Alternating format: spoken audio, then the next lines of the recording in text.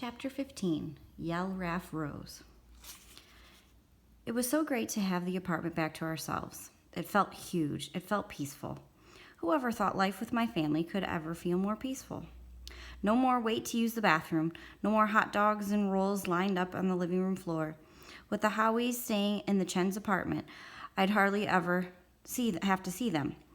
Not only that, but the natural beauties aren't going to my school. They're taking dance classes and voice classes and drama classes all day, every day. Yes, I thought, I have my life back. Dad proposed we celebrate our own small family by having dinner at Isola, our favorite neighborhood restaurant. As soon as we walked in, I noticed Courtney, this girl from my humanities class. She was with her family. "Hi, Peter," she said. Hi, Courtney. "Where are the Heavenlies?" she asked. "I hope they're coming back to school soon. They are so cool." "They're not coming back to school." "That is so disappointing." I shrugged. Tell them Courtney from Humanities said hi." "I'll do that." As I walked away, I heard Courtney telling her parents, "That's Peter Hatcher. He's related to the Heavenly Hatchers. He is so lucky." As soon as I sat down at our table, Fudge asked, "Is that your girlfriend, Pete?" "No, that's not my girlfriend," I told him. "I don't have a girlfriend, and even if I did, I wouldn't tell you about her." "Don't worry, Pete. Someday you'll find one." "I'm not worried." "Because you're not that ugly." "Would somebody turn him off?" I said to my parents. "That's enough, Fudge," Mom said. Tootsie banged on the table with a spoon. "Enough, foo." Then she threw the spoon. It just missed the waiter, who was bringing us a basket of bread. Fudge helped himself to a piece, pushed out the middle, and stuffed it into his mouth. Mom handed his crust to Tootsie. "Guess who came to mixed group today?" Fudge asked, his mouth so full he could hardly talk. "Rumpelstiltskin," I said. Fudge laughed. "Don't laugh with food in your mouth," I told him. "Why not?" Mom and I answered at the same time. I said, "Because it's disgusting." Mom said, "Because you could choke." "It was the stranger danger policeman," Fudge said, after he chewed and swallowed. "He showed us a video, then we all got secret code names. Only our family could know our secret code name. Want to hear mine?" He motioned for us to come close. "I have to whisper so no one else can hear." We leaned in. "It's Eduf Muriel," Fudge told us. "Isn't that a good code name?" Eggduff Muriel. "Eggduff," I said. "What kind of name is that?" "Shush," Fudge said. Then he whispered again. "It's Fudge spelled backwards." "Oh, yeah, Fudge spelled backwards. Very clever." "What about the Muriel part?" Mom asked. "That's how you get your code name," Fudge explained. "You spell your first name backwards, and you use your grandma's first name for your last name." "Suppose you have more than one grandma?" I asked. "Peter," Dad said, "let's not make this more complicated than it already is." "Yeah, okay," I said. "But I don't get the point of the secret code name." "It's in case someone tries to steal me, Pete." "Steal you?" I asked. "Who'd want to steal him?" "Yeah, Pete, like some stranger comes up and says, 'Your mom's in the hospital and I'm supposed to take you to see her.'" Mom said, "I never want you to go anywhere with a stranger, no matter what." "I know," Fudge said. "I don't talk to strangers. I don't get into car with strangers, and I don't help strangers find their puppies. So there." "That's exactly right," Mom told him. She took a long drink of water.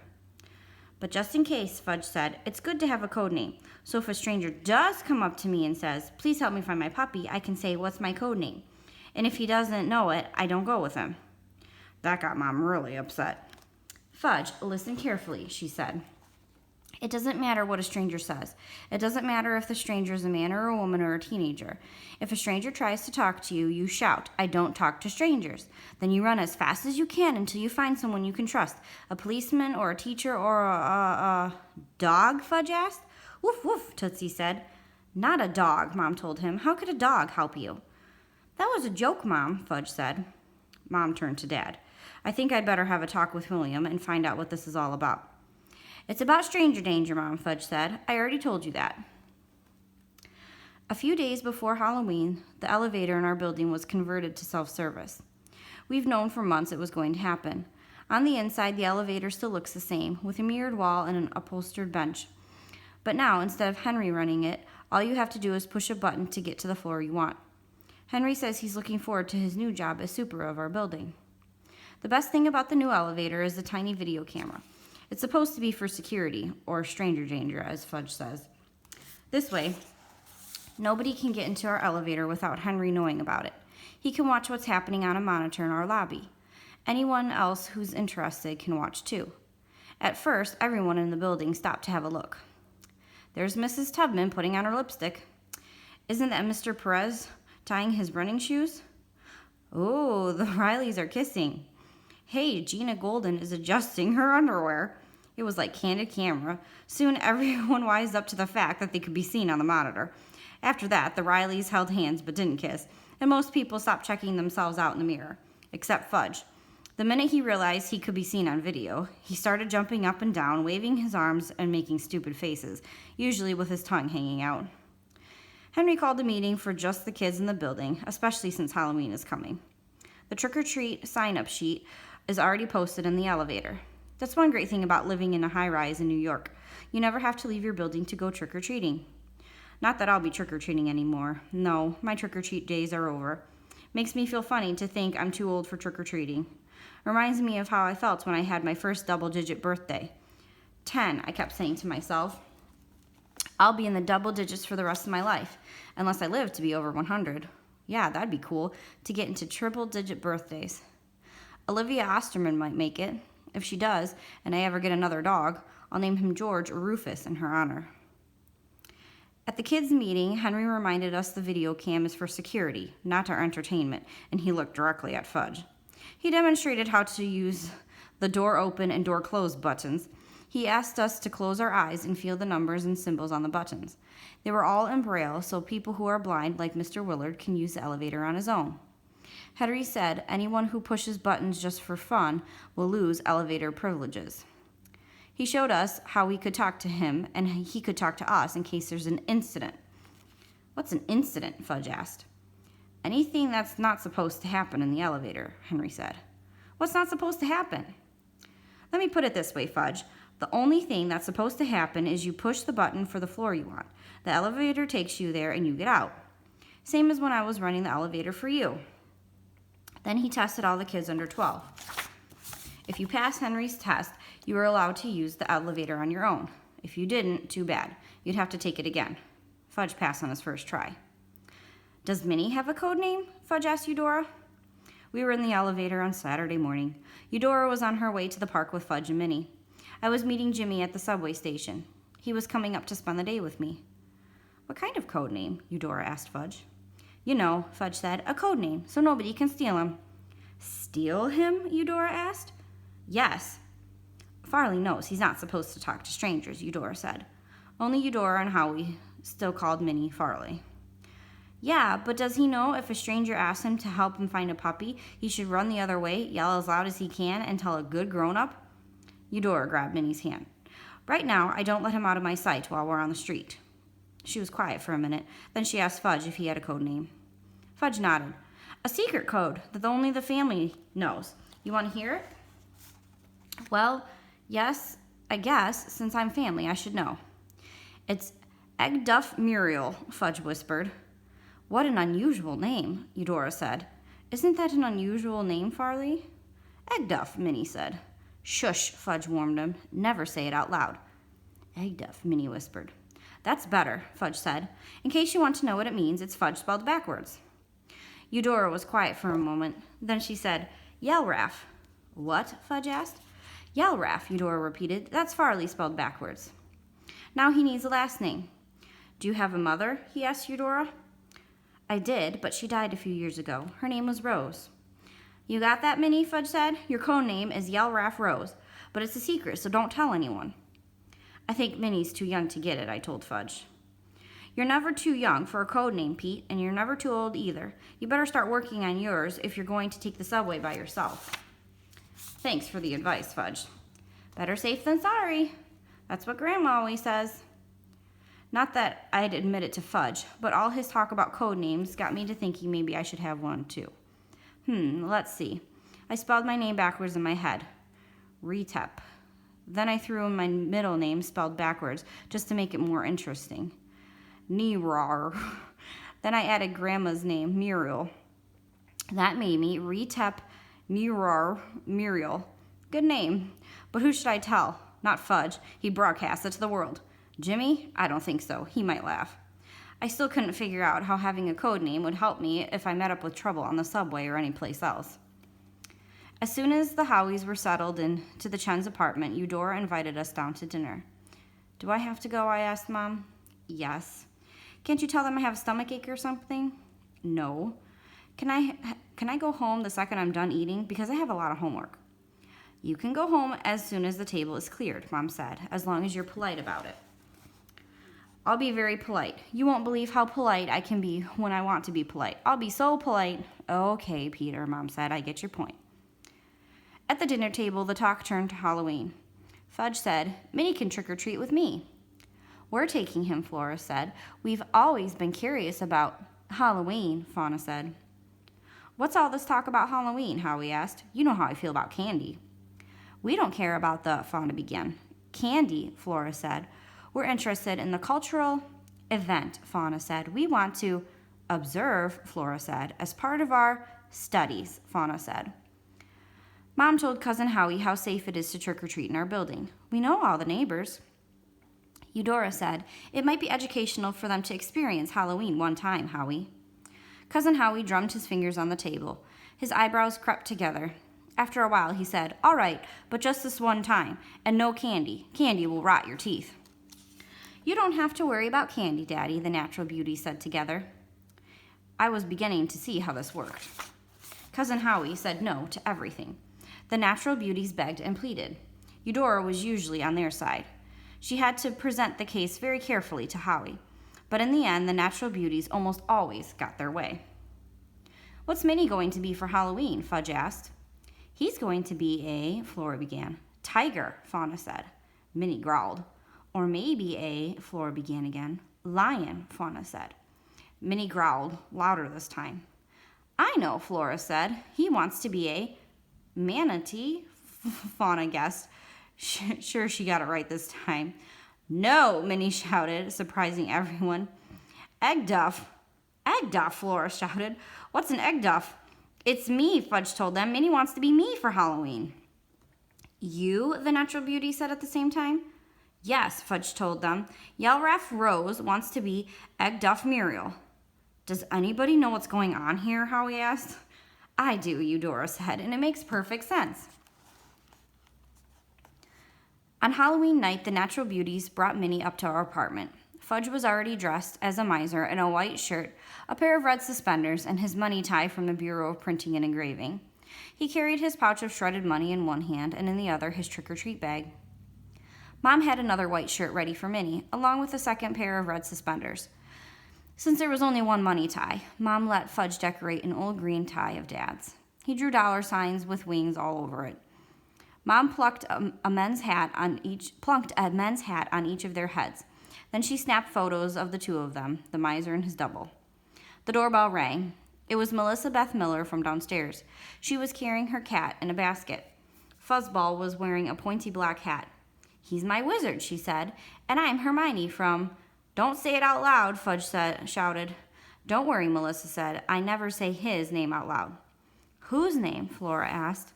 Never mind, I told them. This was all getting to be too much for me. Okay, Pete, let's go, Fudge said. Go, I said. Yeah, you're taking me and Melissa. Wait a minute. I thought you were going with Flora and Fauna. No, they're taking Minnie. We couldn't possibly be responsible for more than one child, Fauna said. Because we'll be busy taking notes for our report on the cultural event, Flora told me. Daddy says we each have to write 3 pages, Fauna said. Single-spaced, Flora added, in case I still didn't get it. Okay, I said. Let's just go and get this over with. We all took the elevator down to the 16th floor and started working our way down. At every apartment, the natural beauty sang a few lines from their collection of New York songs, East Side, West Side, 42nd Street, Give My Regards to Broadway, Manhattan. The neighbors loved it. They tried to shower the natural beauties with candy, but they politely refused. On the 6th floor, we met up with Olivia Osterman, who was just coming out of her apartment. She was wearing a long red cape. I'm going to a party, she said, holding a feathered bird mask in front of her face. You look like Uncle Feather, except you're the wrong color, Fudge told her. I'm a nightingale, not a mina, Mrs. Osterman said as she pressed the button for the elevator. The Goldens, who also live on 6, opened their door. Mr. and Mrs. Golden and their daughter Gina were all wearing fright wigs. "Happy Halloween," they sang together. They had vampire teeth in their mouths. Minnie growled at them. Before the natural beauties could get out 2 notes, the Golden's poodle started barking at Fuzzball. Fuzzball leaped out of the basket and ran for his life straight into the Golden's apartment. "Fuzzball, come back here," Melissa called, chasing after him. Mrs. Golden ran after Melissa, and Gina ran after Mrs. Golden. Mr. Golden just stood there wearing his fright wig and vampire teeth, holding the bowl of candy bars. "How many?" Fudge asked. "How many what?" Mr. Golden said. "Candies," Fudge said. "How many can I take?" "How about 1?" Mr. Golden said. "How about 2?" Fudge asked. "Okay," Mr. Golden said, 2. "Minnie doesn't have a bag," Fudge told Mr. Golden, "so I'll also take 2 for him." Mr. Golden said, 4 candy bars is a lot of candy." "Not really," Fudge argued, "because you said I could take 2. Besides, Peter and Flana and Flora aren't taking any, so it's a real bargain." He reached into the bowl again. "But I better take 2 for Melissa in case she forgets." "What are you, an entrepreneur?" Mr. Golden asked. "No, I'm a miser." He pointed to Minnie, "and he's my double." "Egg duff," Minnie said. Mr. Golden just shook his head. Melissa couldn't find Fuzzball anywhere in the apartment. Mrs. Golden asked me and the natural beauties to help look for him. I don't know how long it took to find Fuzzball, but I know it was too long, way too long, because by the time we found him, on top of a stack of towels in the bathroom closet, Fudge and Minnie were nowhere in sight. Did you see them leave?" I asked Mr. Golden, who was offering the candy bowl to another group of kids. "Who?" Mr. Golden asked. "The misers," I told him. When he looked blank, I added, "The little kids in the red suspenders." "Oh, they left a long time ago." "This is bad news," Flora cried. "We're going to be in so much trouble," Fauna said. "What do we do?" they asked together. "First, we'll take Melissa home," I said, taking charge. "But I'm not done trick-or-treating," Melissa said. "Maybe you're not, but your cat is," I told her. "He's not my cat, he's my wizard." Either way, it's time for him to go home. I pressed the button for the elevator. Then we waited and waited and waited. Finally, I said, "Come on, we'll take the stairs." I led them down the back stairway. We met other groups of trick-or-treaters along the way. One of the fathers said, "Whew, these stairs are tough going." Another one muttered something about the new elevator. "Yeah, I know," I told him. "We waited on 6, but it never came." "Probably all those trick-or-treaters," he said. In the lobby, a group of neighbors had gathered around the video monitor. "Henry," I said, "you haven't by any chance seen—" He pointed to the monitor. I looked at the screen, but it was so dark you had to look really carefully to see anything. You could just make out somebody sitting on the bench waving a pencil flashlight. Wait a minute. Was that a bird mask? The light moved and landed on Minnie's face. "What's going on?" I asked Henry. "They're stuck between floors," Henry said. "Oh no!" the natural beauties cried. The light moved again and caught the control panel. You could see a small hand then part of a face. It was Fudge. "Can't you do something?" I asked. "Shush," Henry said. He's trying to use the intercom. "This is Egg Duff Muriel, Yelraff Rose, and Ivilo Verushka," Fudge said in a small voice. Ivilo, I thought. Then I realized Ivilo spelled backwards as Olivia. So it was Olivia Osterman. "This elevator won't go anywhere," Fudge said. "It won't go up and it won't go down. And besides that, it's dark in here and hot." A buzz went through the group and around the monitor. "Quiet, please," Henry called. Then he pressed his talk button. "Are you all right, Mrs. O? Can you breathe?" "She looks like a bird breather with her mask," Fudge said. "Can you get us out of here?" Mrs. Osterman asked very politely. "Halloween comes just once a year, you know. And who knows where I'll be a year from now." "Help is on the way," Henry said. "Will it be the fire department?" Mrs. Osterman said. "I've always wanted to be rescued by one of those handsome young men." "They should be here any minute," Henry said, "along with the elevator maintenance crew." "Don't worry," Fudge said. "We're not hungry. We still have 47 candy bars to go." "Yum," Minnie said, and we could see him eating one. The natural beauties asked Henry if they could talk to Minnie. Henry pressed his talk button. "Minnie, it's Flora. And Fauna, we love you. Don't be scared." "He's not scared," Fudge said. "Nobody's scared." "We're going to sing now," Mrs. Osterman announced. "You can listen to our special song." The three of them began to sing to the tune of Farajaka. Egduff Muriel, yell Raff Rose. Hi Velo Varushka, touch your nose or your toes. Word about the elevator spread through the building. Mom and Dad heard it from one of the trick-or-treaters who came to their door. They ran down all 12 flights of stairs. Howie and Eudora heard it at about the same time. Cousin Howie pushed through the crowd, which had grown. I'll take charge now, Henry. I'm a park ranger. I know what to do in case of emergencies. Sorry, Cousin H, Henry said, but in this case, I'm in charge, and I've turned the operation over to the fire department and the emergency elevator maintenance crew. They're on the scene now. How long have they been trapped in the elevator? Dad asked. Close to 40 minutes, Henry said. Oh, Eudora moaned. Water, Mom called. Someone bring her a glass of water. And she helped Eudora to a chair. I want to talk to my son, Dad said. Sure thing, Mr. H. Henry put Dad on the intercom. Fudge, this is Dad. Talk to me, please. Hi, Dad, Fudge said. Avilo taught us this game. Avilo, Dad said. That's Olivia spelled backwards, I whispered. See, first you think up an animal, Fudge said, describing the game to Dad. And then you try to make the others guess which animal it is. I did panda and Minnie guessed it. Sounds like a good game, Dad said. How is Minnie? He's resting now. Fudge shined Mrs. Osterman's flashlight on Minnie. He was stretched out across the bench, his head on Mrs. Osterman's lap. She was fanning him with her bird mask. Fudge, let me talk to Mrs. Osterman, Dad said. Hello, dearie, she said. Don't worry. We're all right, just a bit anxious. We'd like to be out of here. Dad, Fudge said, guess how many candy bars Minnie ate? Candy, Cousin Howie said. 7 so far, Fudge said. But now he has a tummy ache. That's why he's resting. Cousin Howie grabbed the intercom. Farley, no more candy. Got that? But before Minnie could answer, the lights in the elevator came on and we could hear the whir of a fan. Oh my, Mrs. Osterman said. That feels good. Then a guy in a uniform dropped into the elevator from a hatch in the ceiling. We heard a noise, and a minute later Fudge said, We're moving! And just in time, dearie, Mrs. Osterman said. Just in time.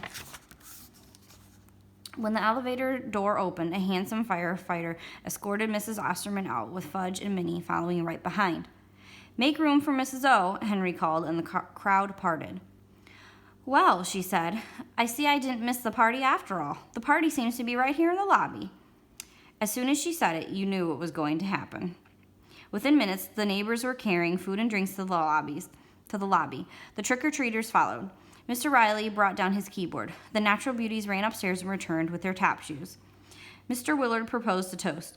To our heroes, Olivia, Fudge, and Minnie. You mean Avilo, Egduff, and Yellraff? Fudge asked.